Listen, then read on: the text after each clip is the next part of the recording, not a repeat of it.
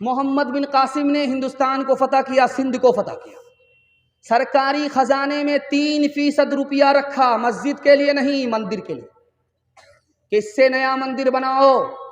मुसलमान बादशाह मंदिर के लिए 100 में 3 रुपए दे रहा है, सरकारी खजाने से दे रहा है।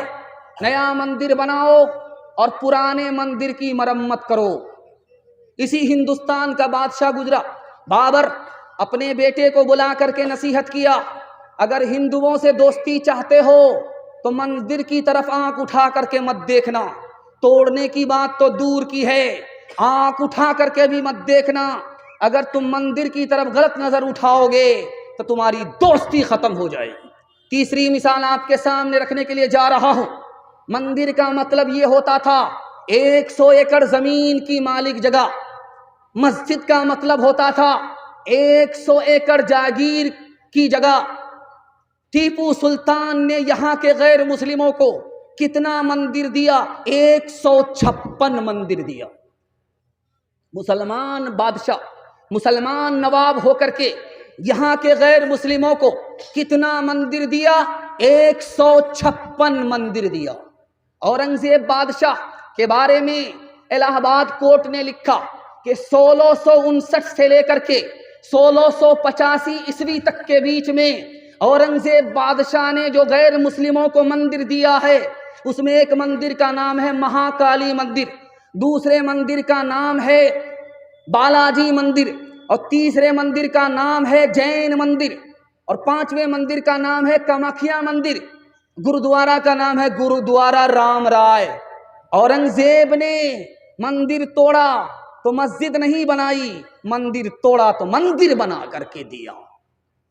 ध्यान से सुनिएगा, आपका आखिरी मुताला आपकी खिदमत में लेकर के आ रहा हूं। मुसलमानों में मंदिर को भी मोहब्बत से की निगाह से देखा जाता था। इस हिंदुस्तान में मस्जिद को भी मोहब्बत की निगाह से देखा जाता था। उसकी जिंदा मिसाल आपके सामने रखने के लिए जा रहा हूं। अजमेर आप गए होंगे, अजमेर की जामे मस्जिद को देखिए, उसमें जैन मंदिर का नक्शा है। और आप जाइए हरिद्वार, देहरादून जाइए, देहरादून में एक मंदिर है, वो मंदिर कब का बना हुआ अभी भी मौजूद है, 1439 ईस्वी का बना हुआ मंदिर है। उसमें अजमेर की जामे मस्जिद का नक्शा है।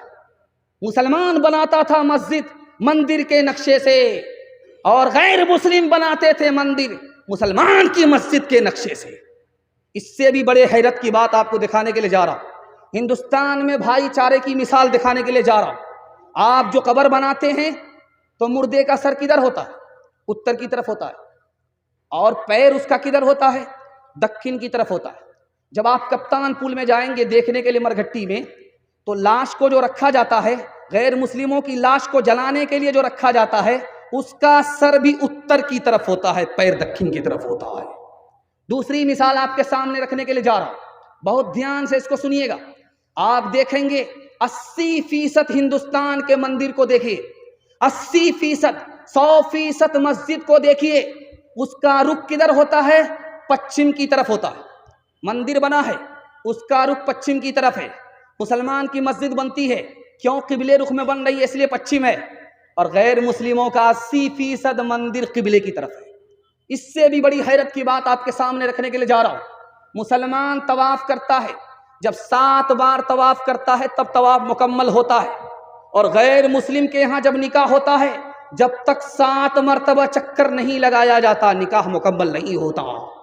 इससे भी बड़ी हैरत की बात दिखाने के लिए जा रहा हूं। मुसलमान के बच्चे का अकीका होता है, नाम रखा जाता है, सर को मूड़ा जाता है, उसको अकीका कहते हैं।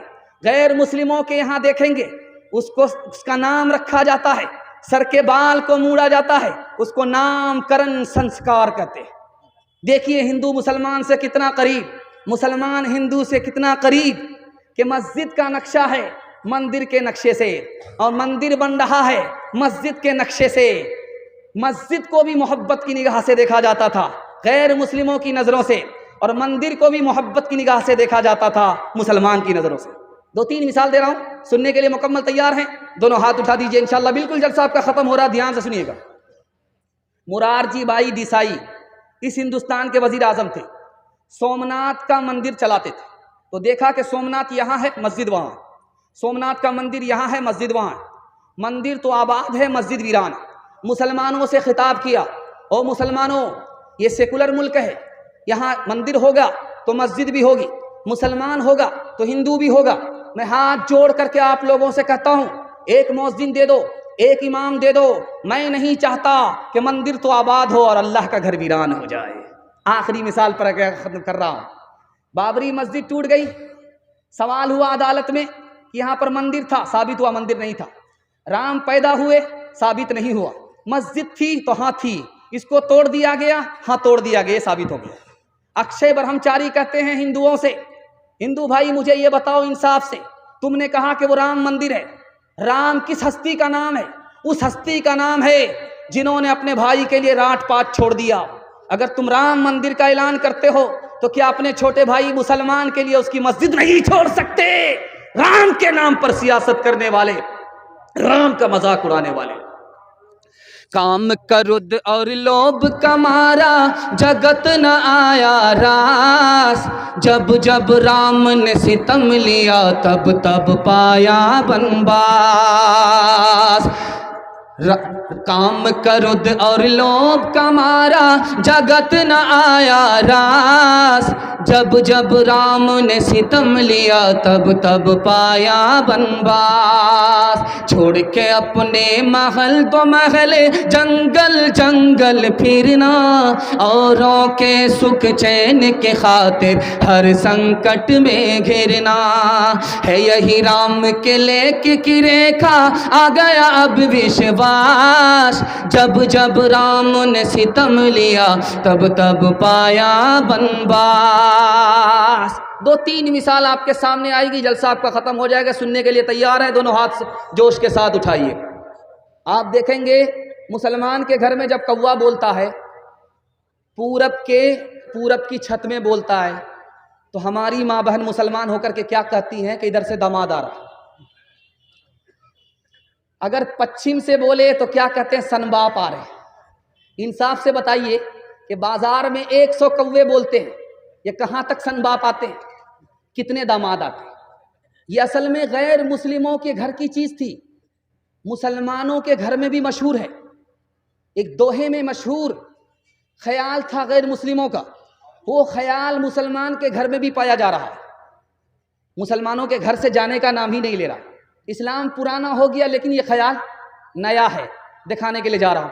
कागा आए मुंडेर पर भेजे कौन संदेश, कागा आए मुंडेर पर भेजे कौन संदेश। भैया के संग इस बरस, भैया के संग इस बरस भाभी गई विदेश, भाभी गई विदेश।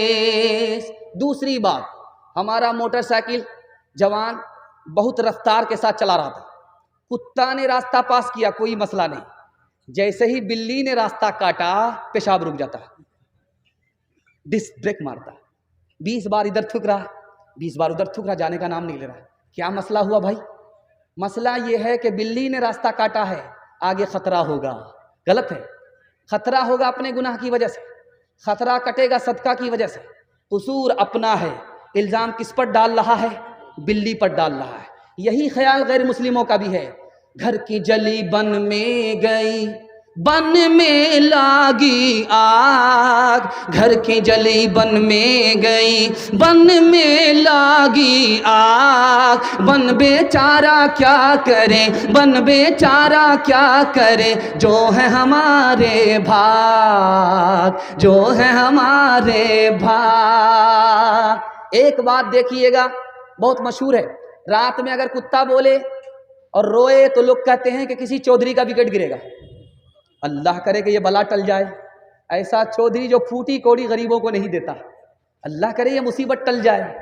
देखिए ये मशहूर कहाँ से हुआ, कैसे हुआ, ये आपको नमूना आपकी खिदमत में लेकर के आ रहा हूँ। ये जो मशहूर है कि कुत्ता रोता है, किसी का विकेट गिरता है, गलत है। कुत्ता बला को देख लेता है अपनी आँख से, रो करके इंसान को खबरदार करता है, वो बला उतरेगी तो घुन के साथ, गेहूं के साथ घुन मैं भी पीसा जाऊंगा, इसलिए खबरदार करता है। बाकी ये बात गलत है। बादशाह कुर्सी पर बैठ करके बयान कर रहा था और एक सवाल पूछा कि मेरे सवाल का जवाब दो, मेरी हथेली में बाल क्यों नहीं है? तो वजीर खड़ा हुआ, कहा हुजूर 1 मिनट में जवाब देता हूँ। आपकी हथेली में इसलिए बाल नहीं कि आपका देते देते घिस गया है। कहा बेवकूफ़ मत बनाओ, मैं उल्लू का पट्टा नहीं हूँ। तुम्हारी हथेली में बाल क्यों नहीं? कहा हुजूर आपका देते देते घिस गया, मेरा लेते लेते घिस गया है। कहा मैं इतना भी उल्लू नहीं हूँ, इतना सारा जलसा सुनने वाला मजमा, इनकी हथेली में भी बाल नहीं। कहा हुजूर आप हमको ही देते हैं और लेता मैं ही हूँ, आपका देते देते घिस गया, मेरा लेते लेते घिस गया, इन लोगों का मारे अफसोस के हाथ मलते मलते घिस गया। 8 गांव के चौधरी 12 गांव के राव, 8 गांव के चौधरी 12 गांव के राव, अपने काम ना आओ तो अपने काम ना आओ तो ऐसी तैसी में जाओ, ऐसी तैसी में जाओ। एक दोहे पर पैगाम आपका ख़त्म हो रहा। आप भी सोचेंगे ये ख़त्म करते करते हम लोगों का जनाजा ही उठा देंगे। बस आखिरी अमीर खुसरू की पहली है, अमीर खुसरू का दोहा है, उस पर ख़त्म कर रहा हूँ। ये मुझे पेश करने का मकसद ये था कि मुसलमान जिस तरह उर्दू को पसंद करते हैं उसी तरह हिंदी को भी पसंद करते हैं। इसकी वजह यह है कि अमीर खुसरू मुसलमान होकर के हिंदी शायर है। दुआ कीजिए अल्लाह उनकी कब्र को नूर से भर दे। जा रहे थे, 4 लड़की कुआं से पानी निकाल ले। अमीर खुसरू को प्यास लगी तो कहने लगे कि बेटी पानी पिला दो। तो लड़कियों ने कहा आपको फ्री में पानी नहीं पिलाएंगे, अब शायर आदमी है, शेर पढ़ी। तो अमीर खुसरू ने कहा कि फरमाइश बताओ। तो एक लड़की ने कहा मुझे खीर खाना पसंद है, खीर पर मिश्रा कर दीजिए। दूसरी लड़की ने कहा कि मेरी माँ चरखा चलाती है, कपड़ा बुनती है, चरखा पर मिश्रा कर दीजिए। तीसरी लड़की ने कहा कि मेरे घर में कुत्ता है, रात भर जागता है, घर की हिफाजत करता, कुत्ते पर मिश्रा कर दीजिए। चौथी लड़की ने कहा कि मेरा बाप मुहर्रम में ऐसा ढोल बजा जाता है कि वो ढोल ही पचक जाता है, ढोल पर मिश्रा कर दीजिए। चारों लड़की की फरमाइश को अमीर खुसरू ने 2 मिसरे में पेश किया। खीर पकाई जतन से चरखा दिया जलाए, खीर पकाई जतन से चरखा दिया जलाए, आया कुत्ता खा गया, आया कुत्ता खा गया, बैठ के ढोल बजा ला पानी पिला।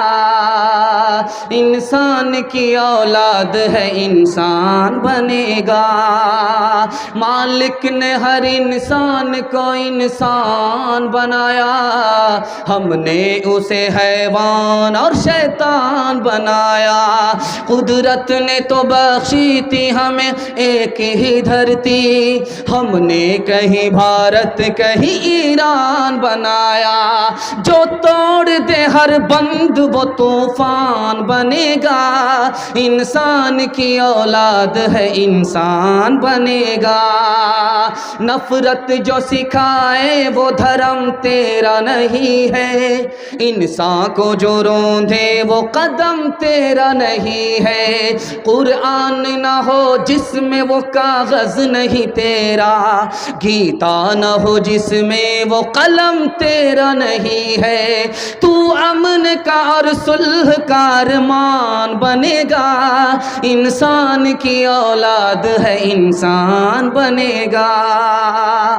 अभी आपने देखा होगा नेट इम्तिहान पास किया 1800 बच्चे ने, उसमें जो टॉपर लिस्ट में जो बच्चा आया वो हाफिज कुरान था। ये राज आपको बता रहा हूं क्यों। हाफिज कुरान होकर के नेट के इम्तिहान में टॉपर लिस्ट में आया, ये राज आपको बता रहा हूं। 5 साल आप स्कूल में अपने बच्चे को पढ़ाइए, 5 साल, उसके बाद स्कूल से उसको निकाल करके 3 साल के लिए मदरसे में दाखिल कर दीजिए। 3 साल के अंदर वो हाफिज कुरान हो जाएगा, उसका दिमाग इतना तेज हो जाएगा जैसे पत्थर पर चाकू तेज हो जाया करता। अब उसको मदरसा से निकाल करके स्कूल में दाखिल कर दीजिए, सारे बच्चे को वो पीछे कर देगा, कोई बच्चा उसको पीछे नहीं कर सकता। जिसने कुरान को याद कर लिया उसके बाद उसके लिए कोई किताब मुश्किल नहीं है। आप खुशनसीब बाप होंगे, आपका बच्चा हाफिज कुरान भी होगा, मास्टर भी होगा, डॉक्टर भी होगा, प्रोफेसर भी होगा। हाथ उठा करके वादा कीजिए इंशाअल्लाह अपने बच्चे को हाफिज बनाएंगे। हाथ उठाइए, कुंवारे लोग हाथ मत उठाइएगा, बीवी तक का मुंह नहीं देखा। बाल बच्चा कहाँ से होगा इरादा कर लीजिए, ध्यान से सुनिएगा। जलसा में शौहर भी आया, जलसा सुनने के लिए, दस्तारबंदी का जलसा था। बीवी भी आई जलसा सुनने के लिए, पिंडाल में बैठ गई। दस्तारबंदी जब हुई बच्चों की, सर पे दस्तार जब आई तो बीवी बहुत ज़्यादा खुश हो गई। बीवी बहुत ज़्यादा खुश हो गई। असल में ये बूढ़ा मैक है, जवान से इसका मुकाबला हो गया। ये कहाँ तक साथ देगा? जिस तरह भी साथ दे रहा गनीमत है। अब आई बीवी जलसा देखने के लिए, शौहर आया जलसा देखने के लिए, तो देखा कि दस्तारबंदी हुई। तो बीवी ने जाकर के कहा कि मियाँ एक बात सुनो, तुम हाफिज बन जाओ। कहा कि मेरे बाप से भी नहीं होगा, बूढ़ा तोता क्या सीखेगा, बचपन में तो हिफ्ज किया नहीं, अभी कहाँ से होगा। कहा नहीं नहीं तुमको करना होगा। अब बीवी की जिद अब मियाँ को पूरी करनी है। कहा नहीं नहीं ये मेरे बाप से भी नहीं होगा, ये कभी नहीं होगा, बूढ़ा तोता क्या सीख सकता। कहा कि हाँ तुमसे बिल्कुल आसान है, हाफिज बनना तुम्हारे लिए बिल्कुल आसान है, मैं जानती हूँ कि तुम कैसे हाफिज बनोगे। तो बीवी ने कहा कि देखो तुमको इनाम दूंगी। तो शौहर ने कहा क्या इनाम दोगी? कहा कि अगर तुम हाफिज बन जाओगे तुमको दूसरी शादी की इजाजत दे दूंगी। अब क्या था, रात दिन एक करके 6 महीने में हाफिज कुरान हो गए।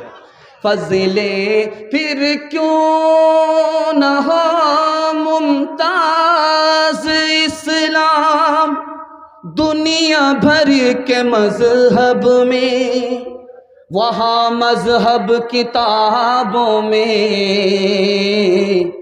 यहाँ कुरान सीनों में, यहाँ कुरान सीनों में। फज़ले खुदा से साहिब ज़ीशान हो गया, जो खुश नसीब हाफिज़े कुरान हो गया।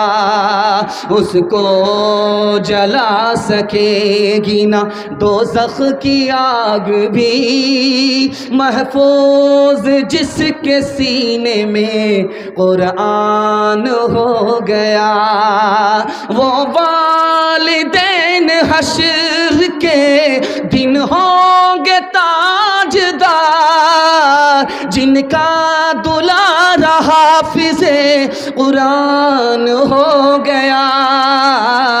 10 ऐसे आदमी को वो जन्नत दिलाएगा, दोज़ख में जिनके जाने का ऐलान हो गया। बहुत अच्छा दूसरा पैगाम निकल गया, आपने दिल खोल करके हौसला दिया। अल्लाह आपके सुनने को हमारे सुनाने को बेहद कबूल फरमाए। तीसरा पैगाम आ रहा, तेज़ी के साथ आ रहा, ज़बान की रफ्तार बता रही है कि आप लोग मोहब्बत में सुन रहे हैं। इंशाअल्लाह आधा सो करके आधा जाग करके सुनेंगे, हाथ उठाइए। बिल्कुल सही जा रहा, ये ध्यान से रखिएगा। तीसरा पैगाम आपकी खिदमत में आ रहा है। आपने देखा होगा इश्तिहार में जहेज, नशा, इसके हवाले से 2 पैगाम निकल चुके, 2 पैगाम बाकी रह गए, आपकी खिदमत में लेकर के आ रहा हूं। 70 साल का बूढ़ा आता है यूपी से, 70 साल का बूढ़ा अरब से आता है, हैदराबाद बिहार, 16 साल की लड़की से शादी करके चला जाता है। अब लोग कहते हैं कि ये कितना बेशरम बाप है, 16 साल की बेटी को 70 साल के बूढ़े से निकाह कर दिया। कोई भी बाप जान करके बूझ करके अपनी बेटी का गला घोट नहीं सकता। ये समाज है, बगैर पैसे के, बगैर गाड़ी के, बगैर सामान के निकाह करता नहीं है। तिजारत निकाह को बना देने की वजह से बाप के लिए बेटी बोझ बन गई। उसी बोझ को हल्का करने के लिए 70 साल के बूढ़े के साथ बाप ने अपनी बेटी का गला घोट दिया। दूसरी बात को याद रखिए, आप सुनते होंगे पहले मुसलमान लड़का गैर मुस्लिम की लड़की को लेकर के भागता था, ये आप सुनते थे। और उसके बाद ये सुनने में आया कि गैर मुस्लिम लड़का मुसलमान लड़की को लेकर के भागने लगा, आपने ये सुना होगा।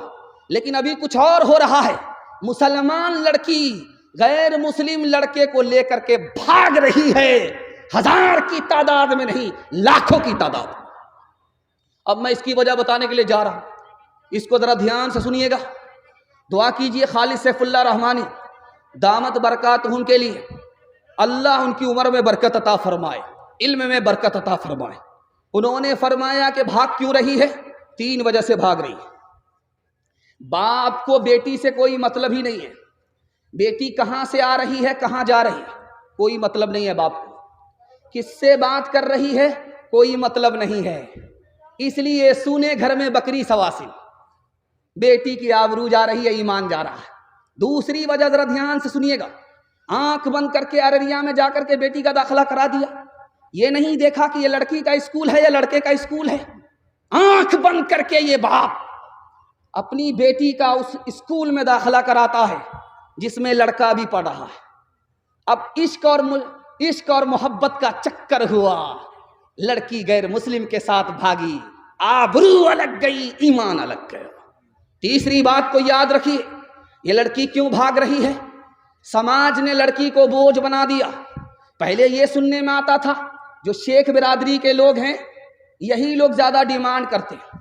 अब उसके बाद इन लोगों ने क्या किया, शेख को पीछे करने के लिए रास्ता इख्तियार किया। बेटी की शादी शेख में कराएंगे और बेटी की शादी कुलैया में कराएंगे।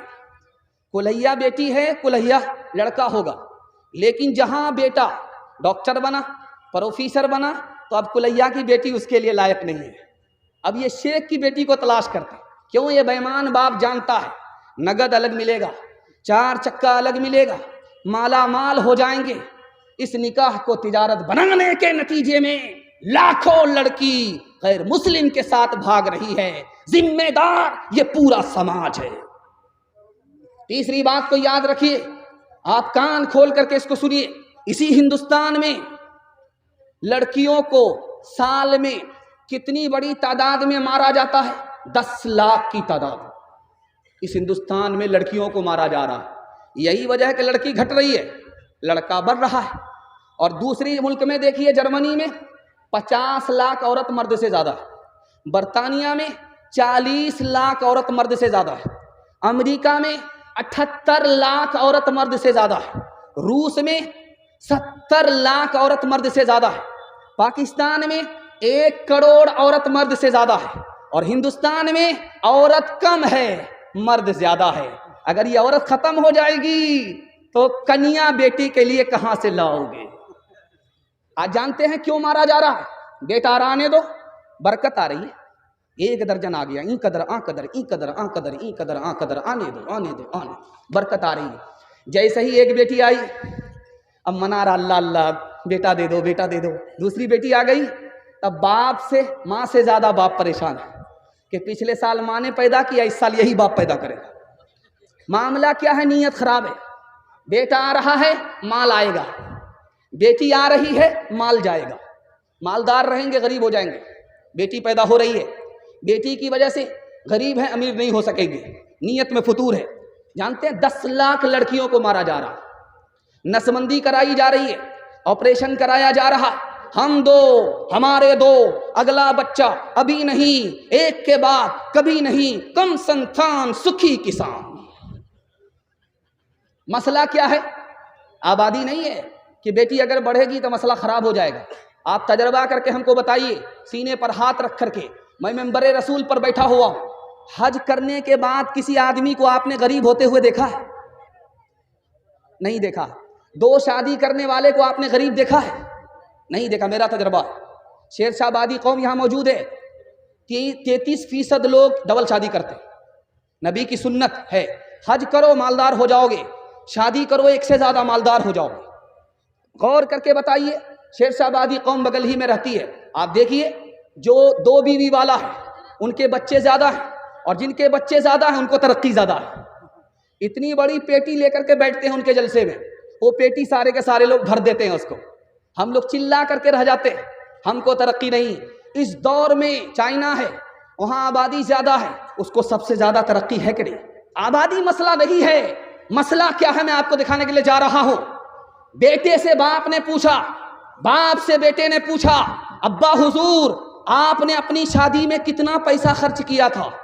का बेटा शादी के लिए कर्ज लिया था और मैं बूढ़ा हो चुका हूं, कर्ज अदा कर रहा हूं, अभी तक अदा नहीं हुआ है। ध्यान से सुनिएगा, ये गुटखा में जवान हमारा कितना पैसा थूकता है। 12 अरब रुपया सिंध के जवानों ने गुटखा में थूक दिया। दारू में कितना पैसा बहाया? 400 बिलियन डॉलर हमारे जवानों ने दारू में बहा दिया। $35 बिलियन हुक्के का बहाना दिल का धुआं निकालने में, सिगरेट पीने में उड़ा दिया। हम अपने चाल से गरीब हैं, अल्लाह ने हमें गरीब नहीं बनाया। ध्यान से सुनिएगा एक मिसाल। लड़का शादी से पहले लड़की को फोन करता है, तुम्हारा बाप गाड़ी दे सकेगा? कहां दे देगा? कहा तुम्हारे बाप की औकात नहीं है कि हमको गाड़ी दे दे। तो लड़की ने तन करके कहा कि मेरे बाप की तो औकात है प्लेन देने की, तुम्हारे बाप की औकात है एयरपोर्ट बनाने की। हलवाई की दुकान पर नाना जी का फातिहा। ओ दुनिया वालों छोड़ दो आदत जहेज की, अच्छी नहीं ये रीत रिवायत जहेज की। सबसे बड़ा जहेज है ऐ दोस्तों दुल्हन, फिर इसके बाद कुछ नहीं कीमत जहेज की।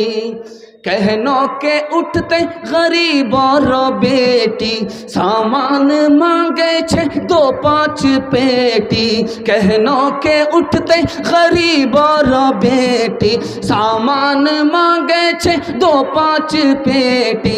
घोड़ा से बदतर छै आज का जवान, हरे मुसलमान हरे मुसलमान हरे मुसलमान हरे मुसलमान। बेटी की शादी फ्री में करेंगे, हाथ उठाइए इंशाल्लाह। बिल्कुल सही जा रहा है। बेटा की शादी फ्री में नहीं करेंगे, हाथ उठाइए इंशाल्लाह। ये देखिए कितने बेईमान नजर आ रहे हैं। ध्यान से सुनिएगा। चौथा नमूना आपकी खिदमत में लेकर के आ रहा हूं, इसको बहुत ध्यान से सुनिएगा। चौथा पैगाम आपकी खिदमत में आ रहा है, तेजी से निकल जाएगा। अल्लाह हमारे सुनाने को आपके सुनने को बेहद कबूल फरमाए। ध्यान से सुनिएगा। नशा के हवाले से पैगाम आ रहा है। हमारा जवान हाथ उठा करके वादा करे, मैं जो पैगाम दे रहा हूं आप कबूल करके दिखाइए। मैं गारंटी लेकर के जा रहा हूं जलसे में, 1 साल में आपको 10 साल के बराबर अल्लाह तरक्की देगा। जवान लोग हाथ उठा करके वादा कीजिए इंशाअल्लाह कबूल करेंगे। बूढ़े लोग गलती से हाथ मत उठाइएगा, आप लोग दोबारा जवान होने वाले नहीं। 100 बार दुआ करेंगे फिर भी आप जवान नहीं होंगे। हाँ, सीधा जन्नत में आप जवान होंगे। रुस्तम ने मुसलमानों के बारे में अपने कासिद से पूछा, मुसलमान को तरक्की क्यों हो रही है? हजरत उमर ने 10 साल के अंदर 22,51,000 मुरब्बा मील जमीन को फतह किया। मुसलमान फतह करते जा रहे हैं, तरक्की क्यों? तो जवाब दिया कासिद ने कि मुसलमान दारू नहीं पीता इसलिए ज़मीन फतह कर रहा है, तरक्की हो रही है। मुसलमान जिना नहीं करता इसलिए तरक्की हो रही है। रात में वो तहज्जुद पढ़ता है, दिन में घोड़े की पीठ पर वो शहसवार है। उसका ज़मीन पर चलते हुए आसमान से रिश्ता है, वो तुमको शिकस्त देगा, तुम उसको शिकस्त नहीं दे सकते। दूसरी मिसाल, इसी हिंदुस्तान का एक बादशाह गुजरा है, उसका नाम था बाबर। वो इब्राहिम लोधी के खानदान से हुकूमत छीनने के लिए आया था, हमला किया, नाकाम हुआ। उसने पूछा कि मैं नाकाम क्यों हो गया? मेरे पास फौज ज़्यादा थी, ताकत ज़्यादा थी, मैं नाकाम क्यों हुआ? का 2 वजह से नाकाम हुए। तुम दारू पीते हो, पियक्कड़ बुज़दिल होता है, बहादुर नहीं होता है। तुम बहादुर नहीं थे, दारू पीने की वजह से बुज़दिल हो गए, तुमने पीठ दिखाया, तुम मैदान हार गए, मैदान जीत नहीं पाए। उसने इरादा किया, मैं आज के बाद तौबा करता हूं कि दारू को मुंह से नहीं लगाऊंगा। उसने चूटी को देखा, दरख्त पर चढ़ते हुए 50 मरतबा चढ़ती है गिरती है, चढ़ती है गिरती है, लेकिन हिम्मत नहीं हारती। उसके बाद चढ़ गई, उसको हौसला हो गया। उसने दारू से तौबा किया और हिम्मत के साथ हमला किया, खानदान में हुकूमत लेकर के आया। सैकड़ों साल उसके खानदान में हुकूमत बाकी रह गई। तीसरी मिसाल आपके सामने रखने के लिए जा रहा हूं। आपने हज्जाज बिन यूसुफ का नाम सुना है। वो कत्ल को पसंद करता था, खून बहाने को पसंद करता था, लेकिन शराब को पसंद नहीं करता था। आप भी सोचेंगे कि इतना बड़ा जालिम, इतना बड़ा कातिल, कत्ल करता उसको मजा आता है, लेकिन दारू को पसंद नहीं करता। तो कहा इसलिए कि दारू पीने वाला मैदान हार जाता है, वक्त से पहले बूढ़ा हो जाता है और उसकी मौत जवानी में आती है, इसलिए मुझे कत्ल करना पसंद है, दारू पीना पसंद नहीं है। चौथी बात आप याद रखिए जो मैं आपके सामने करने के लिए जा रहा हूं। ईसाई पोप ने कहा मुसलमानों को तलवार से मारने की जरूरत नहीं है, तलवार से कत्ल करने की जरूरत नहीं है, तोप से उड़ाने की जरूरत नहीं है, मुसलमान खुद ब खुद तबाह हो जाएंगे। 3 काम पर मुसलमानों को लगा दो, गाने में मस्त कर दो, जिना में नापाक कर दो, शराब में डुबा दो, ये कौम खुद ब खुद तबाह हो जाएगी, तोप से मारने की जरूरत नहीं। 5वां नमूना आपकी खिदमत में लेकर के आ रहा हूं, इसको बहुत ध्यान से सुनिएगा। एक जवान आया अल्लाह के रसूल की मजलिस में, कहा या रसूल अल्लाह मैं कलमा पढ़ना चाहता हूँ। कहा मुबारक हो, सुभान अल्लाह, जवान मुबारक हो, कलमा पढ़ लो। जवान कहता या रसूल अल्लाह मेरी एक शर्त है। कहा क्या शर्त है? कहा मैं जिना करता, मुझे जिना करने की आदत है, आप लाइसेंस दे दो, इजाज़त दे दो, मैं कलमा पढ़ लूँगा। साहबा के कान खड़े हो गए, कैसा बेबाक आदमी है भाई, मुसलमान भी होना चाहता है, गुनाह भी करने का लाइसेंस ले रहा है। अल्लाह के रसूल हकीम थे, हिकमत से बात किया, ओ जवान तुम कलमा पढ़ लो, मैं तुमको इजाज़त देता हूँ। जवान खुश होकर के कलमा पढ़ता है। अल्लाह के रसूल इजाज़त देते हैं कि जवान तुमने शर्त लगाई, मैं भी एक शर्त के साथ तुमको इजाज़त देता हूँ। वो ऐसी औरत से 4 औरत को छोड़ करके जिससे चाहो मुकाला करो, वो किसी की माँ ना हो, वो किसी की बेटी ना हो, वो किसी की बीवी ना हो, वो किसी की बहन ना हो। या रसूल अल्लाह इजाज़त दे रहे हो या जाल में फंसा रहे हो? इसके बाद तो कोई औरत ही नहीं बचती है। अल्लाह के रसूल ने कहा ओ जवान तेरी माँ के साथ कोई जिना करे उसको कत्ल कर दोगे, तुम्हारी बेटी के साथ कोई जिना करे उसको कीमा बना दोगे, तुम्हारी बहन और बीवी के साथ कोई मुँह काला करे उसको फांसी पर चढ़ा दोगे। लेकिन याद रखो तुम जिसके साथ मुँह काला कर रहे हो वो भी किसी की माँ है, वो भी किसी की बेटी है, वो भी किसी की बीवी है, वो भी किसी की बहन है। जवान आया या रसूल अल्लाह मैं दारू को हराम समझता हूँ, हलक के नीचे उतार नहीं सकता, लेकिन डॉक्टर ने बताया है कि तुम्हारी बीमारी का इलाज दारू में है, इजाज़त है कि नहीं? अल्लाह के रसूल ने फरमाया कि दारू से तुम्हारी बीमारी बढ़ेगी, तुम्हारी बीमारी ख़त्म नहीं हो सकती। आखिरी मिसाल आपके सामने रखने के लिए जा रहा हूँ। हमारा जवान रात दिन सोचता है मेरे पास पैसा होगा तरक्की करेंगे, झूठ है। हमारा जवान सोचता है कि हमारी तादाद बढ़ेगी हम तरक्की करेंगे, ये झूठ है। कैसे तरक्की करेगा? वही रास्ते से तरक्की करेगा जो रसूलुल्लाह ने बताया। अल्लाह के रसूल ने कहा कि तुम्हारी तादाद कल भी कम थी, आज भी कम है, क़यामत तक कम रहेगी। तादाद से तुम तरक्की नहीं कर सकते। तुम सोचते हो कि दौलत ज़्यादा आएगी तरक्की करोगे, दौलत कल भी उनके पास ज़्यादा थी, आज भी है, क़यामत तक रहेगी। दौलत से तरक्की नहीं कर सकते। जो उनके पास है जो उनके पास है उसको लेकर के तुम तरक्की नहीं कर सकते। जो उनके पास नहीं है उसको लेकर के खड़े हो जाओ, तुम तरक्की करोगे। उनके पास दीन नहीं है, तुम अल्लाह के रसूल का दीन लेकर के उठो, पूरी दुनिया में छा जाओगे। एक मिसाल है, पैगाम खत्म कर रहा हूं। आपसे वादा लेना चाहता हूं, इंशाअल्लाह आज गुनाह करेंगे कल तौबा करेंगे। हाथ उठाइए। खैर माशाअल्लाह बहुत लोग चमक गए, देखिए अभी तक हाथ उठा रहे। ध्यान से सुनिएगा। मिर्जा गालिब शराब की बोतल लेकर के फसाद के जमाने में सड़क पर आ गए, तो तलवार लेकर के फसादियों ने कहा ओ तू कौन है? कि मैं आधा उधर हूं आधा इधर, 50-50 हूं। तेरा दिमाग खराब हो गया है, मुकम्मल क्लियर बता तू कौन है, हिंदू है या मुसलमान है? तो सोचा अगर पूछने वाला हिंदू होगा बताऊंगा मुसलमान मार देगा, अगर पूछने वाला मुसलमान होगा बताऊंगा हिंदू तो मार देगा। तो कहा नहीं 50-50 हूं, मैं आधा तेतर और आधा बटेर। क्या ज़्यादा मंतिक से काम निकालने की कोशिश मत करो, तुम आधा हिंदू आधा मुसलमान कैसे हो? तो मिर्जा गालिब ने कहा मैं सूअर खाता नहीं शराब पीता, इसलिए आधा हिंदू आधा मुसलमान। कौम से मैं की सिफारिश क्या करूं, नेक को शैतान कर देती है ये।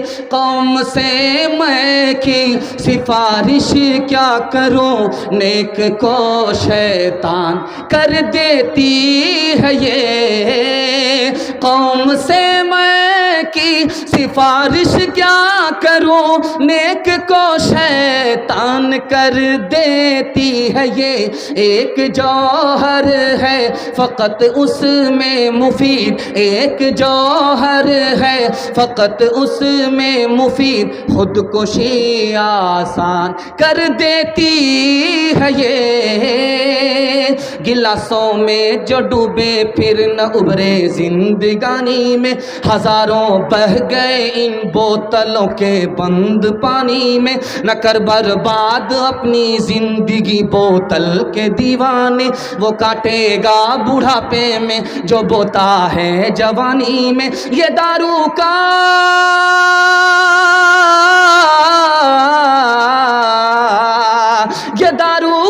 पियाला मौत का कड़वा पियाला है। मिला है जहर शरबत में, मिला है जहर शरबत में, छुपी है आग पानी में। मिला है जहर शरबत में, छुपी है आग पानी में। जलसा मर्दों के हवाले से निकल गया, सिर्फ 2 पैगाम औरतों के हवाले से बाकी है। आप लोग सुनने के लिए तैयार है? दोनों हाथ उठाइए इंशाअल्लाह। बीवी से पूछ करके दाढ़ी रखेंगे, हाथ उठाइए इंशाअल्लाह। बहुत मुश्किल है, जरा ध्यान से सुनिएगा, सुनाने के लिए जा रहा हूं। बहुत खूबसूरत मुताला तेजी के साथ निकल गया। आधा से ज्यादा जलसा आपका निकल चुका है, थोड़ा सा जलसा बाकी रह गया है। हाथी पास हो गया है, सिर्फ दुम फंसी हुई है। इंशाअल्लाह एक झटके में वो भी पास हो जाएंगे। ध्यान से सुनिएगा, सुनाने के लिए जा रहा हूं। हर बाप अपनी बेटी की शादी कराता है, ये उसकी जिम्मेदारी है। लेकिन शादी के बाद उस मकाम, उस बाप का मर्तबा कितना ऊंचा होता है, ये दिखाने के लिए जा रहा हूं। हर बाप की जिम्मेदारी है अपने बेटे की शादी कराए, बेटी की शादी कराए।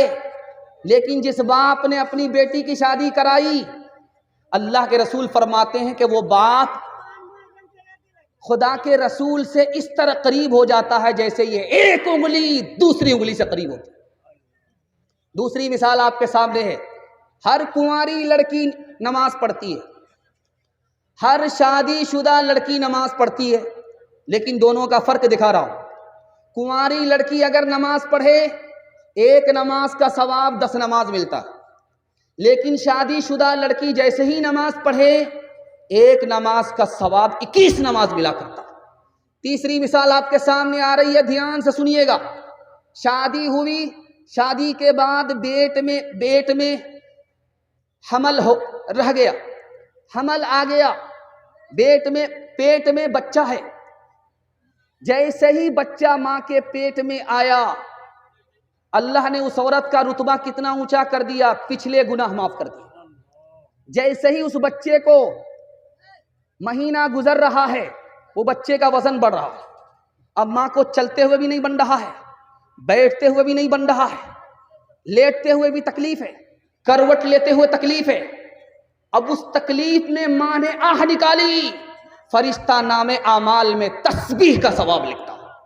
5वां नमूना आपकी खिदमत में आ रहा है। जब 9 महीने बच्चे के हो गए, अब वो मां अपने बच्चे को जन्म देती है। वो मौत के मुंह में चली जाती है, कभी तो जिंदा रहती है, कभी मर जाती है। आपको सुन करके हैरत होगी, जब वो मौत के मुंह में गई, जिंदा रह गई, जब वो मौत के मुंह में चली गई, जिंदा नहीं रही, मर गई, उसका रुतबा कितना बुलंद हो गया। अल्लाह शहादत का रुतबा अता फरमाता है। अगर वो मां जिंदा रह गई, मौत के मुंह से वापिस आ गई, अल्लाह अपनी जन्नत को उस मां के कदमों में डाल देता है।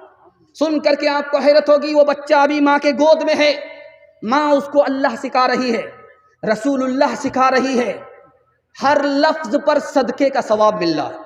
बच्चा बड़ा हुआ, मां की तमन्ना है कि मदरसे में जाकर के पढ़े, बाप की आरजू है ये मदरसे में हाफिज कुरान बने। जैसे ही वो बच्चा हाफिज कुरान हो गया, बच्चे को रुतबा बाद में मिलेगा, पहले माँ बाप को मिलेगा। सर पर ऐसा अल्लाह का ताज डालेगा कि सूरज भी उसके सामने फीका पड़ जाएगा। इससे भी बढ़कर के एक बात और आपके सामने रखने के लिए जा रहा हूं। मैं कैसे ससुराल आई है बेटी, मैं कैसे आई, देखा कि एक चप्पल वहां है, दूसरी चप्पल वहां है, एक जूता वहां पड़ा हुआ है, दूसरा जूता वहां पड़ा हुआ है। उस लड़की ने सिर्फ इतना काम किया कि उस जूते को वहां से उठाया, वहां रख दिया, उस चप्पल को वहां से उठाया, यहां रख दिया। सिर्फ इस एक अमल के नतीजे में एक नेकी मिलती है, एक गुनाह माफ होता है, जन्नत में एक दर्जा बुलंद होता है। लेकिन इससे भी बढ़कर के हैरत आपको होगी, 1 महीना गुजर गया, बेटी को माँ की याद आ रही, 1 महीना ससुराल में है, बाप की याद आ रही है। अब वो शौहर को फोन करती है, मैं अपने बाप से मिलना चाहती हूँ, मैं अपने माँ से मिलना चाहती हूँ, मुझको इजाजत दो। उधर से शौहर ने इजाजत दी। शौहर की इजाजत लेकर के बेटी ससुराल से मैके आ रही है। एक एक कदम उठाने पर 100 गुना माफ हो रहे, 100 दर्जे बुलंद हो रहे, 100 नेकी में इजाफा हो रहा। आखिरी बात दिखाने के लिए जा रहा हूं। जैसे ही माँ को पता चल गया मेरी बेटी आ रही है, जैसे ही बाप को पता चल गया कि मेरी बेटी आ रही है, वो बीमार बाप कभी उठता है, कभी बैठता है, कभी दरवाजे पर आता है, बेटी को देख रहा है, फिर वापिस हो जाता है। माँ भी परेशान, बेटी नहीं आई है, बाप परेशान, बेटी नहीं आई है। जैसे ही बेटी आई, माँ के दिल की कली खिल गई। वो बूढ़ी माँ बुढ़ापे को भूल जाती है, वो बीमार बाप बीमारी को भूल जाता है। मोहब्बत की निगाह माँ बाप ने डाली, बेटी ने माँ बाप पर मोहब्बत की निगाह डाली। जानते हैं क्या होता है इनकलाब? अल्लाह हर नज़र के बदले उस बेटी को मोहब्बत की नज़र के बदले एक मकबूल हज का सवाब अता फरमाता। ध्यान से सुनिए, आपके सामने आ रहा है, मैं आपको बयान सुना रहा हूँ, कुरान सुना रहा हूँ, शेर व शायरी सुना रहा हूँ। आपको मज़ा आता होगा, नहीं आता होगा, ये अल्लाह को मालूम। लेकिन कौन से काम में ज़्यादा मज़ा आता है, ये मैं आपके सामने रखने के लिए जा रहा हूँ। अल्लाह आपके इल्म में इजाफा फरमाए, मेरे मुताला को ताज़ा फरमाए। कुरान पढ़ने में भी ज़्यादा मज़ा नहीं आता, बयान सुनने में भी ज़्यादा मज़ा नहीं आता, रोज़ा रखने में तो मज़ा ही किरकिरा जाता, नमाज पढ़ने को तो दिल ही नहीं चाहता, नमाज भी मुश्किल, मज़ा नहीं आता। एक काम जिसमें जितना ज़्यादा मज़ा आता है किसी काम में नहीं आता, अल्लाह के घर जा कर के उसके घर के तवाफ़ करने में जितना मज़ा आता किसी काम में मज़ा नहीं आता। बेटा माँ की पीठ पर, माँ को अपनी पीठ पर लेकर के तवाफ़ कर रहा है। तो एक बूढ़े ने कहा कि बेटा ये कौन है? कहा ये मेरी माँ। तो उस बच्चे ने कहा कि चचा जान ये बताओ, मैं 7 साल से अपनी माँ को तवाफ़ करा रहा हूँ, ये बताओ कि दूध का हक अदा हुआ कि नहीं हुआ? कहा बेटा दूध के हक अदा करने को चले हो 7 साल में, बहुत मुश्किल है। तुम्हारी माँ गरीब थी, उसके पास एक ही बिस्तर था, दूसरा बिस्तर नहीं था।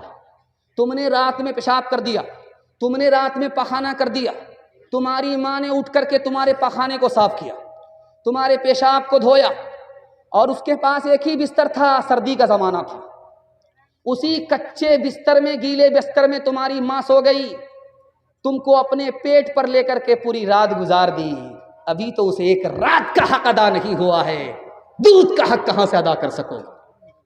दूसरी मिसाल, मैके आई है ससुराल से बेटी, मोहल्ले की सारी औरत घेर करके उसको बैठ गई। पूछा बेटी ससुराल कैसी थी? कहा बहुत अच्छी अल्हम्दुलिल्लाह। कहा कि शौहर कैसा था? कहा माशाअल्लाह। कहा कि ससुर कैसे थे? कहा अल्हम्दुलिल्लाह। कहा सास कैसी थी? कहा इन्ना लिल्लाह, जल्ले तू जलाल तू, इस बला को टाल तू। अल्हम्दुलिल्लाह, माशाअल्लाह। हो रहा है, ससुराल की उसने तारीफ की, ससुर की तारीफ की, शौहर की तारीफ की, लेकिन मुसीबत किसको कहा? सास को कहा। अब पकड़ने वाले ने पकड़ लिया। कहा बेटी एक बात बताओ, तुम जो उस घर में गई हो कौन लेकर के गई तुमको? कहा मेरी सास आई थी, मुझको पसंद किया था, अपने लड़के से निकाह करा करके ले गई थी। कहा कि सास ने अगर ये एहसान तुम्हारे ऊपर नहीं किया होता तो तुमको इतना अच्छा घर मिलता? नहीं मिलता। अब लड़की हाथ जोड़ करके खड़ी हो गई, मसला हल हो गया।